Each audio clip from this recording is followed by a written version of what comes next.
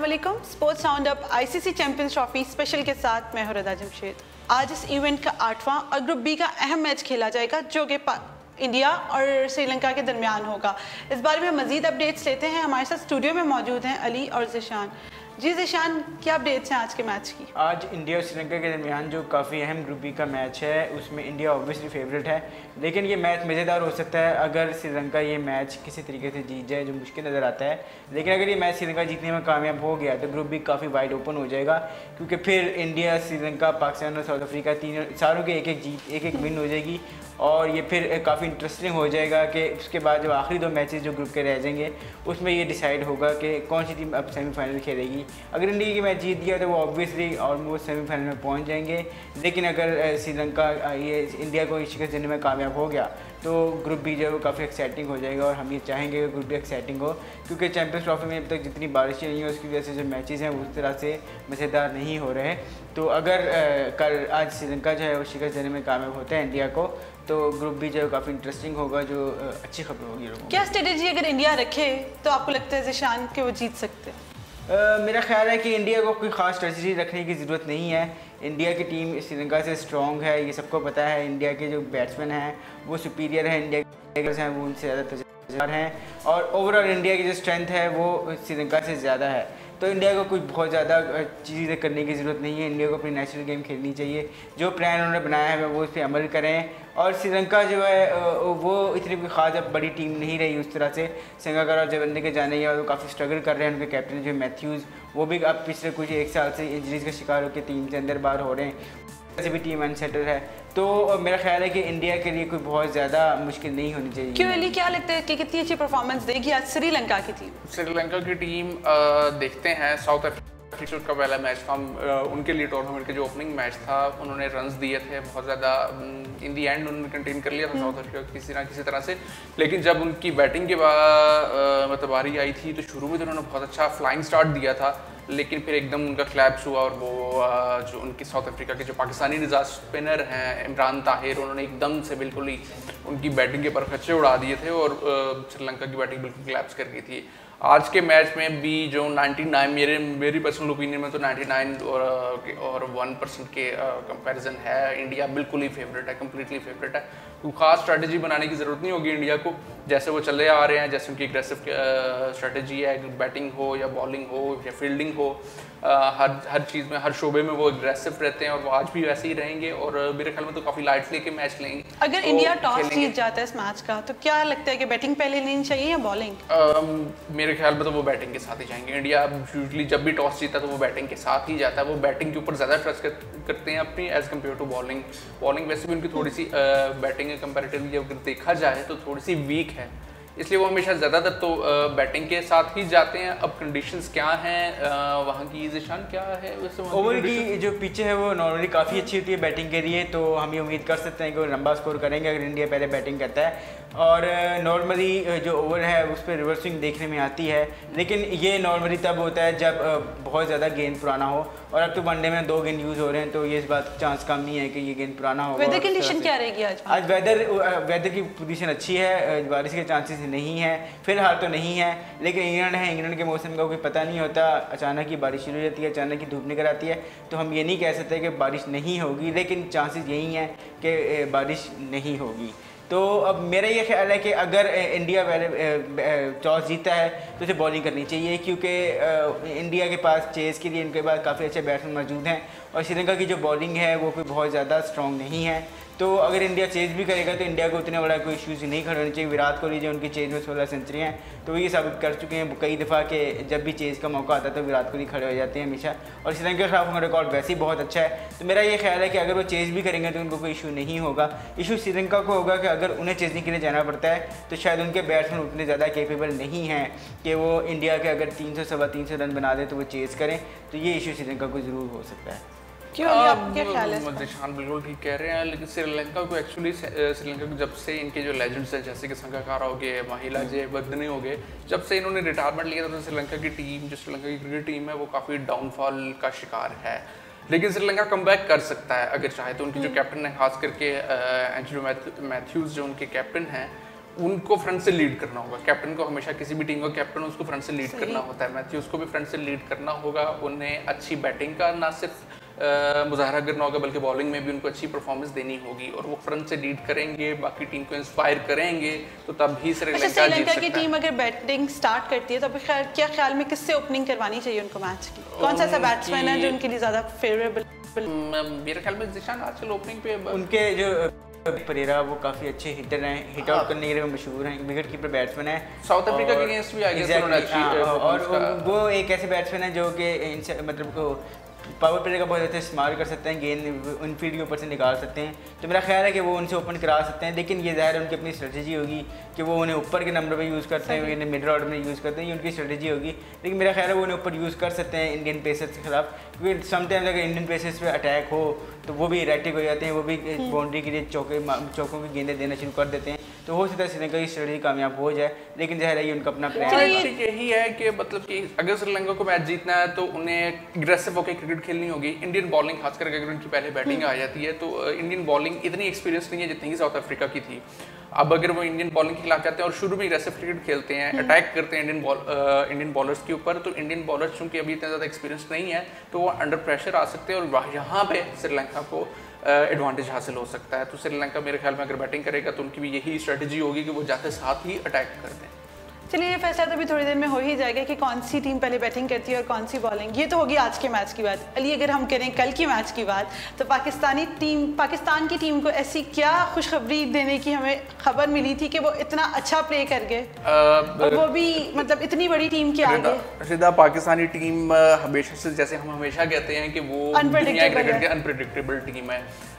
हारने पे आई तो इंडियन आज ट्राइबल जो है इंडिया उसके अगेंस्ट बड़े इजीली हार गए, वो बड़े बुरे तरीके से हारे। और मतलब शायकीन क्रिकेट इतना शदीद गुस्सा थे, इतना शदीद और सबर किस्म का क्रिटिसिज्म हुआ, 2 से 3 दिन तक होता रहा, टीम को बहुत कुछ कहा गया। लेकिन उसके बाद जब टीम आई, चूंकि इतनी क्रिटिसिज्म एक्सपेक्ट ही नहीं कर रही थी पाकिस्तान की जीत, कोई एक्सपेक्ट नहीं कर रहा था, बल्कि सब एक्सपेक्ट कर रहे थे कि साउथ अफ्रीका चूंकि नंबर 1 टीम है तो इजीली पाकिस्तान को जो है वो हरा देगी या पाकिस्तान के अगेंस्ट इजीली वो जीत जाएगी। लेकिन पाकिस्तानी टीम जैसे हमने बताया कि अनप्रेडिक्टेबल है। अब वो जो 2-3 दिन इतना ज़्यादा क्रिटिसिज्म हुआ, उस क्रिटिसिज्म की वजह से इन्होंने अपने आप को डाउन करने की बजाय उसको अपने आप को क्रिटिसिज्म को पॉजिटिवली लिया। बहुत अच्छी बात है, पाकिस्तान के प्लेयर्स दोबारा प्रिपरेशन करके आए, बहुत अच्छी प्रिपरेशन के साथ आए, पॉजिटिव माइंडसेट के साथ आए। जब फील्ड में आए, फील्ड में टॉस साउथ अफ्रीका नहीं जीता था और वो बैटिंग के लिए गए तो लग तो ऐसे ही रहा था जैसे कि बर्मिंघम की पिच है वो उसके ऊपर अच्छा खासा बड़ा स्कोर हो जाया करता है। लेकिन पाकिस्तान ने जब बॉलिंग के लिए आया तो पाकिस्तान ने बिल्कुल एक वो शुरू से ही एक बड़ी एग्रेसिव स्ट्रेटजी रखी। बहुत इंटरेस्टिंग बात ये रही कि उनके कैप्टन ने पहले बयान ये दिया था कि हमें पाकिस्तानी बॉलर से कोई खतरा नहीं, और अगर कल के मैच की सूरत हाल के बाद अब बात कीजिए तो पाकिस्तानी बॉलर्स ने बहुत टफ टाइम दिया। बिल्कुल ऐसी बात है, शायद जो एबी डिविलियर्स की स्टेटमेंट थी शायद उसी चीज़ ने ट्रिगर किया पाकिस्तानी जो बॉलर्स थे, शायद उनको ये एहसास हुआ कि भाई अब अगर हमें नहीं कोई मानता तो हम खुद अपनी परफॉर्मेंस से दुनिया को दिखाएं कि भाई हम भी हैं, हम कर सकते हैं। अगर हम फॉर्म में आ जाएं, रिदम में आ जाएं तो दुनिया की किसी भी टीम की बैटिंग लाइन के प्रकर्षे उड़ाने की सलाहियत हम में रखते हैं, हम में है। और वो कल उन्होंने करके दिखाया है। इमाद वसीम ने ज़बरदस्त बॉलिंग की और जो बहुत अच्छी बात है, सरफराज की कैप्टनसी में भी काफ़ी सारी उन्होंने पॉजिटिव चेंजेस हमें कल देखने की मिली। बड़ी अच्छी स्ट्रेटजी के साथ वो गए फील्ड में। मोहम्मद हफीज़ से इंडिया के खिलाफ बिल्कुल बॉलिंग नहीं करवाई गई थी, कल उन्होंने बॉलिंग करवाई मोहम्मद हफीज़ से और उसका इम्पैक्ट हमने देखा कि उन्होंने ना सिर्फ रन्स रोके, विकेटें भी लेके दी। और उनकी बॉलिंग की वजह से इमाद वसीम, दूसरी जानब जो हसन अली थे, उनको जो प्रेशर पड़ा साउथ अफ्रीकन बैट्समैन के ऊपर, उसकी वजह से हसन अली जो है विकेटें लेने में कामयाब। लेकिन एक और चीज़ भी देखिए कि पाकिस्तानी टीम की हमेशा फील्डिंग का फॉल्ट आता है, लेकिन कल उनकी फील्डिंग भी बहुत अच्छी थी। फील्डिंग बहुत ज़बरदस्त थी और कल बल्कि उनके जो कोच हैं उनकी तरफ से भी स्टेटमेंट आई थी पाकिस्तानी फील्डिंग कोच की तरफ से कि मैं जब से पाकिस्तानी टीम का कोच बना हूँ आज का दिन मेरे लिए सबसे खुशी का दिन है। जिशान, ये एकदम से फील्डिंग का क्या था, मतलब पाकिस्तानी इतनी कल सरफराज से ये सवाल हुआ था कि अचानक क्या हुआ, आपने कितनी फील्डिंग प्रैक्टिस की थी, तो उन्होंने जवाब दिया था कि हमने कोई प्रैक्टिस नहीं की, बाहर बारिश हो रही थी। कल के मैच की सिचुएशन में हम बाहर बारिश हो रही थी, हम अंदर बैठे हुए थे, हमने कोई प्रैक्टिस नहीं की। तो ये प्रैक्टिस की, मेरा ख्याल है ये कॉन्फिडेंस की बात थी। आपने अपने ऊपर प्रेशर नहीं दिया। आपके बॉलर्स ने आपको विकेट लेके दी, आप उनके बॉलर्स आपको जब विकेट लेके दे रहे थे तो आपके अंदर खुद ही कॉन्फिडेंस आ गया और जब कैची जाए तो आप इतना कॉन्फिडेंट थे कि आपने नाम से दे रही है। ये कॉन्फिडेंस की बात होती है ज़्यादातर। फील्डिंग तो ठीक है अपनी जगह, बिल्कुल अलग शोबा है, लेकिन इसमें कॉन्फिडेंस का भी काफ़ी मुदाखल होता है। हसन अली की अच्छी बॉलिंग की, उसके बाद उन्होंने रबादा का जो कैच दिया वो आम हालात में शायद बहुत मुश्किल कैच था, लेकिन उन्होंने जिस तरह से ये लगा जैसे कोई क्लब क्रिकेटर वो कैच पकड़ रहा है। तो ये चीज़ कॉन्फिडेंस की भी होती है कि अगर आप में कॉन्फिडेंस है तो आप मुश्किल कैच भी आसान बनाते हैं, लेकिन जिस आप में कॉन्फिडेंस ना हो। ज़िशान, क्या आपको लगता है कि कल पिच की तब्दीली की वजह से ये बात ज़्यादा पाकिस्तान की फेवर में गई थी? अगर आप ये देखें तो ये पिच ऑफ मैच था, ये एक अलग पिच पे होना था, लेकिन मौसम क्योंकि ऐसा ख़राब था काफ़ी, तो ग्राउंड स्टाफ ने ये सोचा कि हम ये नई पिच यूज़ नहीं करते, हम एक यूज़ पिच को यूज़ करते हैं। शायद इसीलिए साउथ अफ्रीका ने पहले बैटिंग का फैसला किया कि बाद में अगर गेंद ज़्यादा स्पिन होना शुरू हो जाए तो उनके बैट्समैन को मुश्किल ना आए पाकिस्तानी स्पिनर के खिलाफ। वो उनके खिलाफ गई बात। और अब ये चीज़ देखें कि उस पिच की वजह से गेंद रिवर्स स्विंग होना शुरू हुआ, और रिवर्स स्विंग में तो खैर हमारा किसानी कभी भी नहीं था। अच्छा, कल पाकिस्तान टीम ने अपने मैच में से क्या नई स्ट्रेटेजी बनाई है जिसके बाद उनका जीतना इतना आसान नजर आया? रिता, अगर ओवरऑल देखा जाए, जैसे कि सरफराज भी बता रहे थे कि उन्हें उससे पिछले दिन तो चूंकि बारिश थी, ओवरकास्ट कंडीशंस थी, तो उन्हें प्रैक्टिस करने का मौका भी नहीं मिला। एक चीज़ जो एक पॉइंट है जो आपके जितने भी लेजेंड क्रिकेटर्स हैं या जितने भी रहे हैं, वो एक बात कहते हैं कि जब टीम मैदान में उतरती है, जब आप मैदान में उतरते हो तो आप जीतने के लिए आपके पास सिर्फ एक फार्मूला है कि आप कॉन्फिडेंस के साथ बिल्कुल टीम मैदान में उतरें और आप प्रेशर को बिल्कुल अपने ऊपर प्रेशर को फील ना करें और आप अपनी गेम को एंजॉय करें। जहां आपने प्रेशर ले लिया है कि अगर हार गए तो क्या होगा, अगर आपने ये डर अपने माइंड में बिठा लिया तो फिर कोई टीम कभी भी नहीं जीतती। हमारे प्लेयर्स ने इंडिया के खिलाफ मैच में शायद ये प्रेशर बहुत ज़्यादा ले लिया था कि अगर हम हार गए तो क्या होगा। जब आप प्रेशर ले लेते हो किसी चीज़ को और हार का डर अपने जहन में ले आते हो तो फिर आप परफॉर्म नहीं कर सकते। लेकिन कल के मैच में जो एक चीज़ मुझे लगी वो ये थी कि जो जितने भी प्लेयर्स थे उन्होंने किसी किस्म का कोई प्रेशर नहीं दिया, बल्कि वो जाके अपनी गेम को एंजॉय कर रहे थे। जब आपने एक बात और नोटिस की, जो यंग प्लेयर्स थे शायद वो इंडिया के अगेंस्ट इतना अच्छा नहीं खेल पाए जितनी अच्छी परफॉर्मेंस उन्होंने कल के मैच में दी है। वो रिदा बिल्कुल एग्जैक्टली वही बात है, मैं आपको बता रहा हूँ कि कल असल में जितने भी प्लेयर्स थे वो सब अपनी गेम को एंजॉय करते हैं। उन्होंने अपनी गेम को एंजॉय किया, इसलिए वो अच्छा परफॉर्म कर पाए और पाकिस्तान को जिता पाए। अब यही एक की पॉइंट होता है कि अगर आप जिस भी टीम के खिलाफ मैच खेलने जा रहे हो, आप अपनी गेम को एंजॉय करो, अब भूल जाओ प्रेशर को, कि आप इस चीज़ को भूल जाओ कि अगर आप हार गए तो क्या होगा, वैसे भी हार जाते हो तो आप इस चीज को, जीत गेम का एक पार्ट होता है, लेकिन आप अपना 100% बिल्कुल एग्जैक्टली ऐसा ही होता है। तो मतलब प्लेयर्स को ये चाहिए कि अपनी गेम के ऊपर अपनी गेम को एंजॉय करें। गेम एंटरटेनमेंट, क्रिकेट भी एक एंटरटेनमेंट ही है गेम के साथ साथ। तो अब जब आप मैदान में उतरते हो तो एंजॉय करो, एंजॉय करो। इंडियन टीम को देखता हूँ, मुझे इंडियन टीम जो बहुत ज़्यादा इंप्रेसिव लगती है, या ऑस्ट्रेलियन टीम आप देखें, आप इन टीम्स को देखिए कि ये अपनी गेम को एंजॉय करते हैं, ग्राउंड में जाते हैं, ये आपको इनके चेहरे से कभी प्रेशर नहीं आया होता नजर आएगा। आपको हमेशा देखेंगे ये ग्राउंड में हंसते खेलते गेम को एंजॉय करते हुए दिखते हैं और इसीलिए अच्छा परफॉर्म भी करते हैं। अच्छा ज़िशान, फ़खर ज़मान की टीम में आने से क्या लगता है एक पाकिस्तानी टीम को एक नया ओपनिंग बैट्समैन मिला? बिल्कुल ऐसा लग रहा है कि शायद हमें वो ओपनर मिल गया जिसकी हमें तलाशी बहुत चल रही है। नो डाउट कि कल उनकी परफॉर्मेंस बहुत अच्छी थी। और सबसे बड़ी बात ये थी कि वो किसी डर के बगैर खेले। वो इस चीज़ से कोई डरे हुए नहीं थे कि मैं वर्ल्ड नंबर 1 बॉलिंग अटैक के सामने जाके खेल रहा हूँ। उन्होंने अपनी गेम खेली, वो जिस तरह खेलते हैं उस तरह खेले, वो पे ऑफ किए, उन्होंने स्कोर कर दिए और आपकी टीम को स्टार्ट दे दिया जिसकी उन्हें ज़रूरत थी। आप अगर स्टार्ट में 2 विकेट गवा देते तो वो आपके लिए बहुत मुश्किल हो जाता। फ़खर ज़मान ने आपको टेंशन से निकाल दिया, आपको 40 रन का ओपनिंग स्टैंड फ्राहम कर दिया। मॉर्नम मॉर्कर, रबादा, ये जो भी सामने आया उसके उन्होंने फैंटी लगाई। उन्होंने ये प्रूव किया कि अगर आप अपने टैलेंट से खेलेंगे, किसी डर के बगैर खेलेंगे तो दुनिया को जो मर्जी बॉलर सामने आ जाए। अच्छा, पाकिस्तानी टीम अगर प्रेशर के बगैर खेले तो ये बात तो दुनिया भी मानती है कि उनसे अच्छी टीम कोई नहीं है। अब प्रेशर के बगैर आपको खेलना होता है, आपकी नेचुरल गेम जो होती है ना, अब सिचुएशन के अकॉर्डिंगली डेफिनेटली आपको थोड़ा सा अडॉप्ट करना पड़ता है, अपने आप को थोड़ा सा चेंज करना पड़ता है, लेकिन आप एक्चुअली अपनी मोस्ट ऑफ द टाइम आपको अपनी नेचुरल गेम खेलना चाहिए।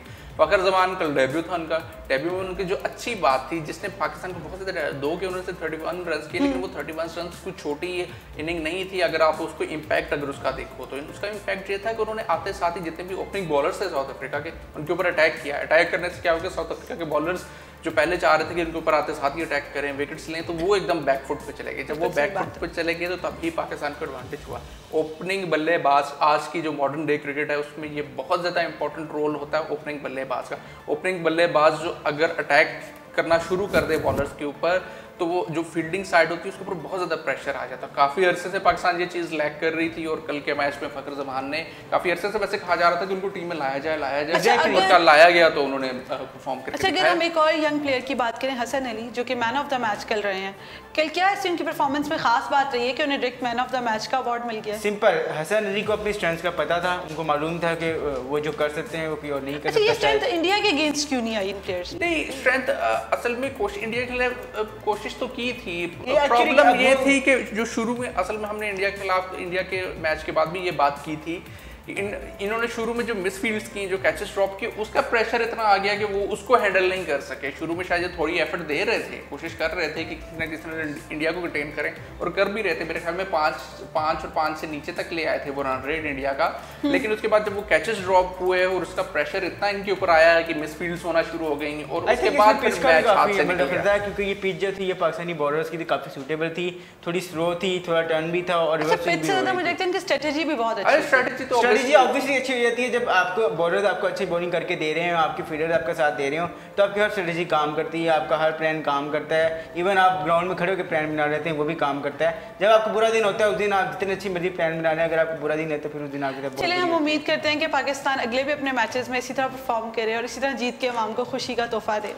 Thank you so much. जी नाज़रीन, तो ये था आज का स्पोर्ट्स राउंड अप। कल फिर एक नए मैच के साथ हाजिर होंगे। देखते रहिए उर्दू पॉइंट।